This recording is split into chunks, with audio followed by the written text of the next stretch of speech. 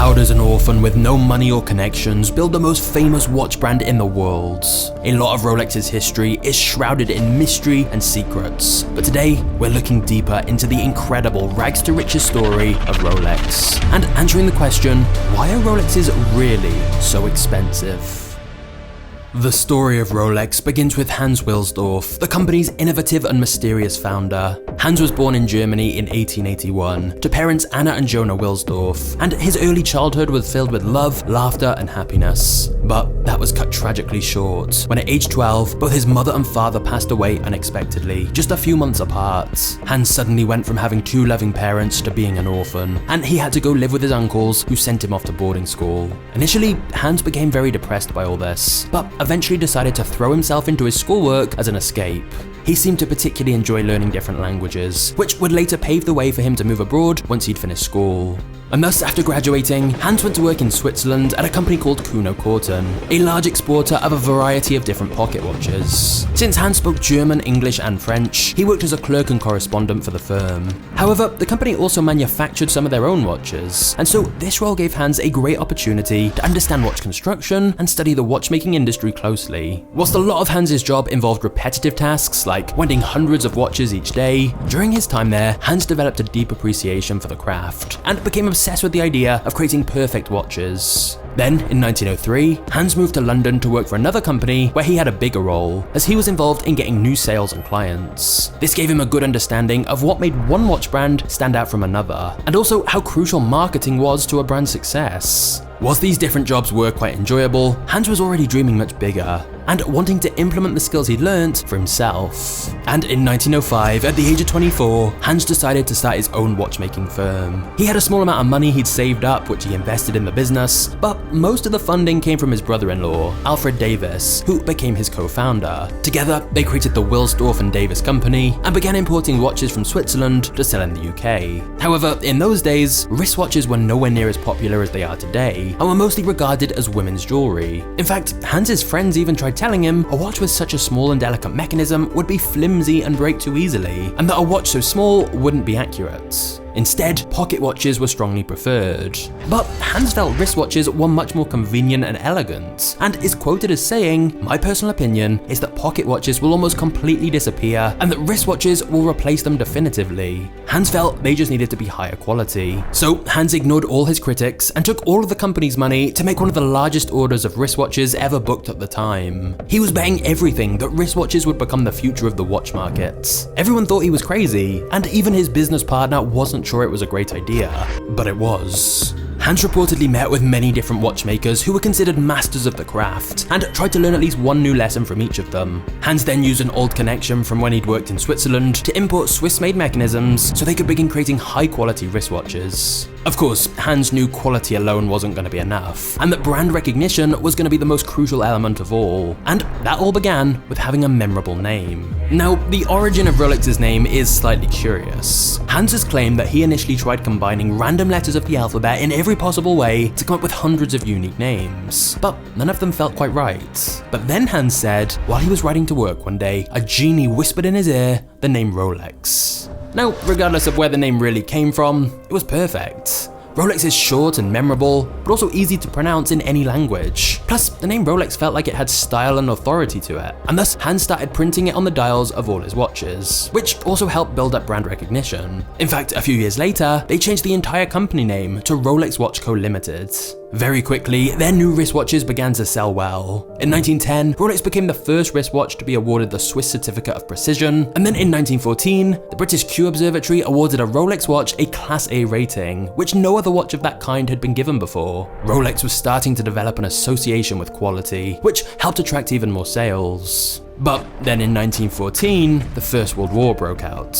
By this point, Rolex headquarters in London had more than 60 employees on its payroll and had become the export centre to every market the company sold to. However, during the war, Germany became Britain's enemy, and since Hans was of German descent with a German name and a German accent, tensions began to rise. Not just that, but the British government imposed a wartime import duty of 33% on all luxury goods. So, to avoid any conflict, and to get some major tax benefits, Hans decided to move Rolex headquarters from England to Switzerland, which was neutral during the war. And thus, whilst many watch companies went bankrupt during World War I, for Rolex, it was actually a very successful time because their wristwatches became a favourite amongst the military for their reliability and convenience over pocket watches. But undoubtedly, the real rapid growth of Rolex can be attributed to Hans's marketing instincts. As early as the 1920s, Hans was putting his watches on explorers, athletes, racers, aviators, and countless other successful people, which created a connection in consumers' minds between high achievers and Rolex.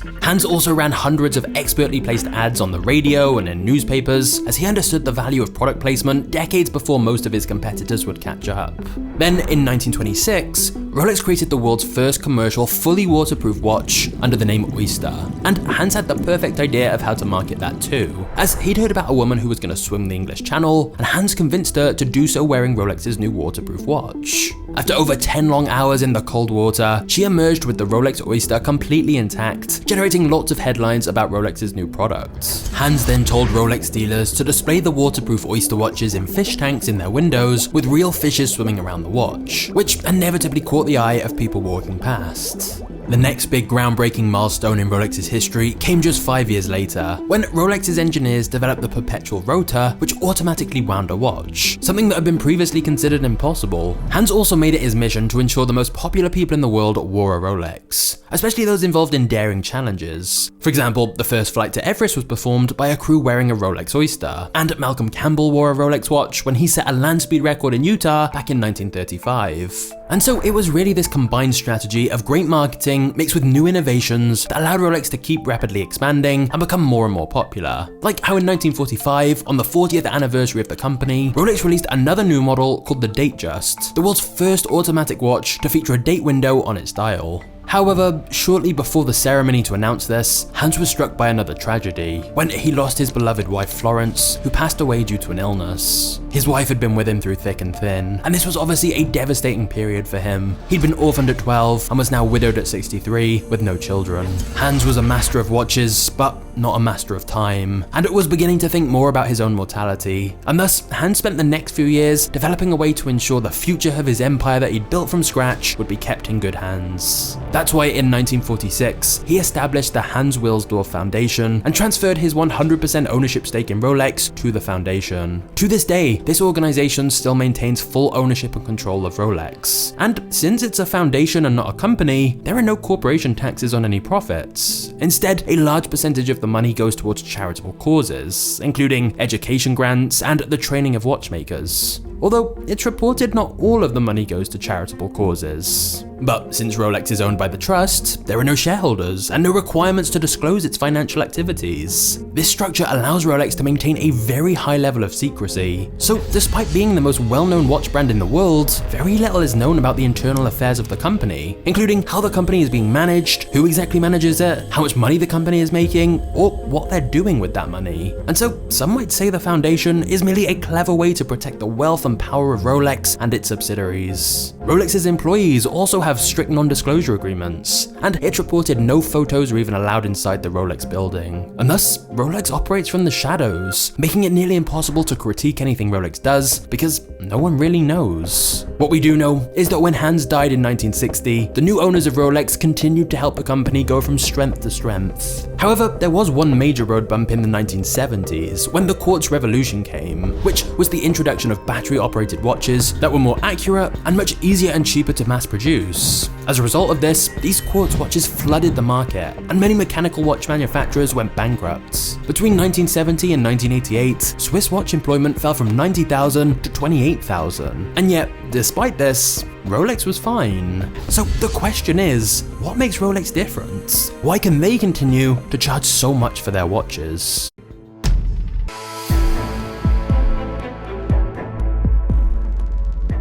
In 2017, a Daytona Rolex that once belonged to late Hollywood star Paul Newman shattered records when it was sold at auction for an astonishing price of $17.7 million. Whilst you definitely don't need to spend that much money to get a Rolex, even the most entry-level model would set you back many thousands of dollars. So why are people willing to spend so much to buy a Rolex when there's similar watches so much cheaper and we've all got the time on our smartphones anyway? Well, when you Google this, the answer seems fairly straightforward. That basically says Rolexes are just really well made. That's ultimately why they're so expensive, because you you're buying something that will last you a lifetime, presumably. This is a nice sentiment, that Rolex charge so much because their watches will stand the test of time.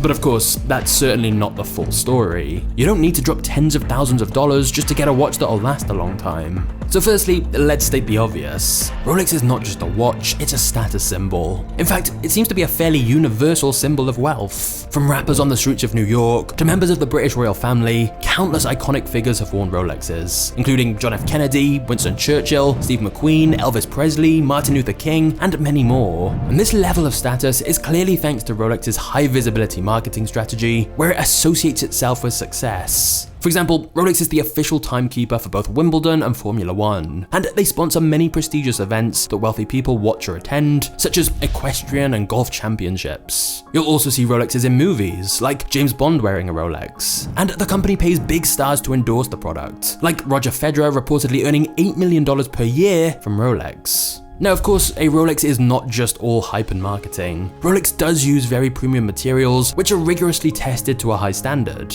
which of course comes with a higher price tag. And clearly there is manual work required by hand to create high quality mechanical watches. And Swiss salaries are some of the highest in the world. Plus, the company also invests heavily in its own scientific labs to research and create new watches. However, an interesting post from someone who spoke with a watchmaker estimated that a Rolex that sells for around $7K could only be around $700 to make, and some other estimates put their profit margins as up to 20 times the cost of making the watch, with the rest of the profits being spent on Rolex's advertising and sponsorships to keep the brand exclusive and desirable. Of course, if Rolex didn't do that, it wouldn't have the same status, which is why most people want a Rolex in the first place. And admittedly, because of Rolex's secrecy, we don't know the exact cost for sure. But what is clear is that even though Rolex watches are high quality, a lot of watch enthusiasts say there are higher quality watches at cheaper prices. Rolex are not the rarest or most expensive watches in the world, and the extremely wealthy or die-hard watch enthusiasts are much less likely to get a Rolex, as there are other luxury watch brands they'd likely prefer. The difference with those other brands is that they spend much less on marketing, which is why most people outside of the watch community have no idea they even exist. Instead, Rolex is an upper middle class aspirational brand, because whilst they are relatively expensive, they are obtainable to the middle class. A Rolex is affordable if someone really saved up. So with Rolex, you're evidently paying a lot for the brand and its prestige. There's even a rumor that Hans once said, only great marketing is needed to make a company successful. Because of course, high prices enable Rolex to pay more influential people to wear their products or sponsor prestigious events, which creates more demand, which allows them to charge higher prices. However, in order to still maintain this image of prestige and exclusivity, Rolex only sell their watches through authorized dealers, and there's generally not special offers or sales. In fact, Rolex reportedly even repurchase old stock from stores to make sure no excess stock is sold at discounts, because being perceived as a discount product would be bad for the brand image, and they don't want to make their product seem easy to obtain. A great example of this is when Hans realized they were missing out on a lot of sales from people who couldn't afford a Rolex, but rather than make a cheaper Rolex model, they introduced a separate brand called Tudor. The watches are very similar, but they were made under a different brand name, so they didn't risk diluting Rolex's brand by making it too accessible and affordable, and thus damaging Rolex's position as a status symbol. But this goes even further, as it's believed that Rolex artificially creates scarcity for their products. You see, Rolex makes about 800,000 to 1 million watches per year, which is way less than the demand for their watches. But the reason for the shortages is likely that they deliberately limit the supply to keep the demand high, which allows them to keep pricing high, as the wait time can range from 6 months to 3 years. Authorized dealers have sometimes claimed that the company is undersupplying the market to drive the price up and engaging in price fixing worldwide to maintain the value of their watches. Because whilst it's true their watches do take time to make, it's unlikely to be as much time as some say.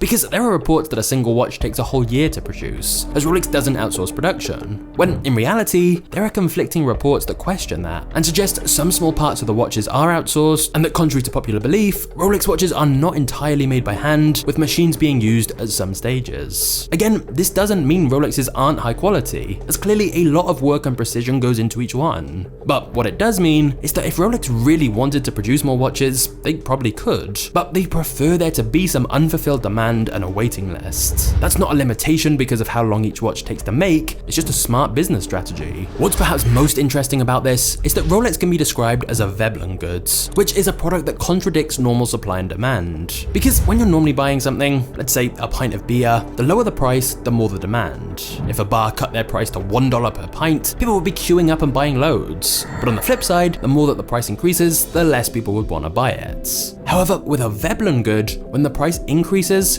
the demand increases too. In other words, higher prices lead to more people wanting it. That's because Veblen goods are often purchased for signaling status. For example, if Rolex started slashing their prices massively, there'd likely be less demand, as Rolex would lose its premium perception if everyone had one. The good news is, even though a lot of Rolex's price doesn't just come from the quality of the watch, that doesn't mean it's not worth it. Thanks to Rolex's rich heritage and reputation, they generally hold their value, or can even increase in value if well maintained, thus allowing people to view it as an investment that will still be worth a similar price even years after use, something which very few other watch brands have achieved. The crazy part is, Rolex was initially considered more of a tool watch for its utility than a fine watch or collector's item, but through its marketing and sales strategy, the brand has moved towards luxury instead, and subsequently become one of the most valuable brands in the world. Given the huge adversity Hans faced from an early age, it truly is incredible what he managed to build. And this story of Rolex undoubtedly has some useful business lessons for all of us.